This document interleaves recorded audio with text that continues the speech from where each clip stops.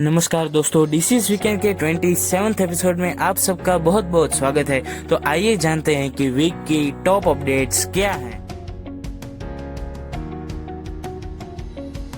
पहली अपडेट निकल के ये आती है कि अभी रिसेंटली ही वर्ल्ड प्रेस फ्रीडम इंडेक्स की ये जो 2021 की रिपोर्ट है वो पब्लिश की गई है और उसमें कई देश हैं जिसमें 180 कंट्रीज टोटल शामिल है और उन सबको अपनी प्रेस फ्रीडम के मुताबिक रैंक किया गया है, जिसमें हमारे भारत देश का रैंक है वो 142nd है और हमारे निकम्मा पड़ोसी यानी कि पाकिस्तान, उसकी जो रैंक है वर्ल्ड प्रेस फ्रीडम इंडेक्स में वो 145th है। और यहाँ पे ये बता दें कि इस रिपोर्ट में ये इस तरीके से रैंक किया गया है कि किस देश में जो जर्नलिस्ट है उसकी जो फ्रीडम है उसके हिसाब से रैंक किया गया है कि जर्नलिस्ट हैं वो सही तरीके से जो अपनी काम है वो कर रहे हैं या नहीं। और हमारे यहाँ पे इंडिया का तो आपको पता ही है कि कितनी ज़्यादा चाटुकारिता होती है और अर्नब गोस्वामी का तो क्या ही कहना। अगली अपडेट हमारे पुराने दोस्त यानी कि रशिया से आती है कि रशिया ने हमें एक बहुत ही ज़्यादा अच्छी खबर दी है कि वो लोग हमें 3 लाख से 4 लाख जो डोजेस हैं रेमडेसिविर के वो एक्सपोर्ट करने के लिए तैयार है। तो यहाँ पे ये एक बहुत ही बड़ा नंबर है।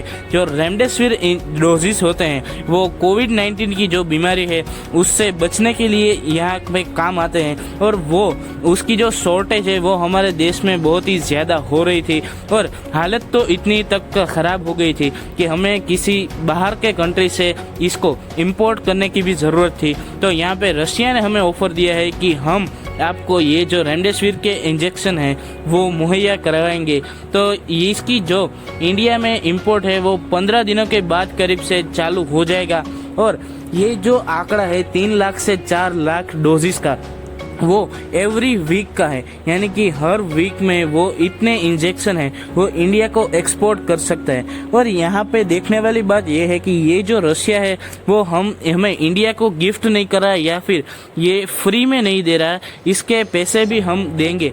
बट यहाँ पे देखने वाली बात ये है कि ये जो इंजेक्शन है वो इंडिया को बेचना ही बहुत ही ज़्यादा बड़ी उदारता की बात है, क्योंकि अभी कई कंट्रीज हैं उन लोगों ने बेचने पर भी बैन लगा दिया है और यहाँ पे रशिया है वो इंडिया की मदद कर रहा है। और यही इसी के साथ ही ये जो ऑक्सीजन की सप्लाई है उसमें भी रशिया हमारी मदद करेगा और उनकी जो बनाई हुई वैक्सीन है स्पुतनिक वी वो हमारे मई महीने के जो एंडिंग तक यहाँ पे इंडिया में इंपोर्ट होना चालू हो जाएगा।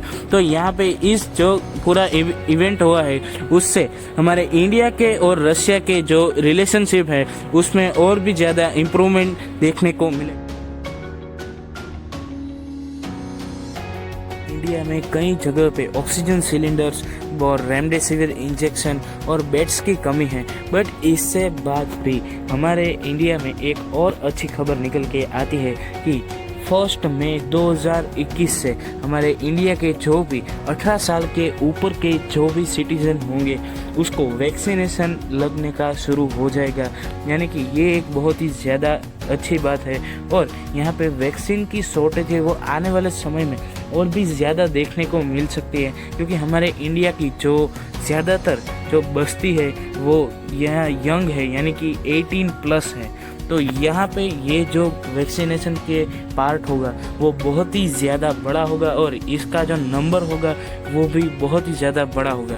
तो अब देखते हैं कि वैक्सीन की सप्लाई और मैन्युफैक्चरिंग इंडिया में किस तरीके से बढ़ती है। अब ये तो आने वाला समय ही बता सकेगा। तो दोस्तों, अभी की ये कोविड सिचुएशन है वो बहुत ही ज़्यादा ख़राब है, तो प्लीज़ अपना ध्यान रखिएगा, मास्क और सैनिटाइज़र यूज़ कीजिएगा और अपने साथ अपनों का भी ध्यान रखिएगा। मिलते हैं नेक्स्ट वीडियो में, तब तक के लिए आप सबका बहुत बहुत धन्यवाद। जय हिंद, वंदे मातरम।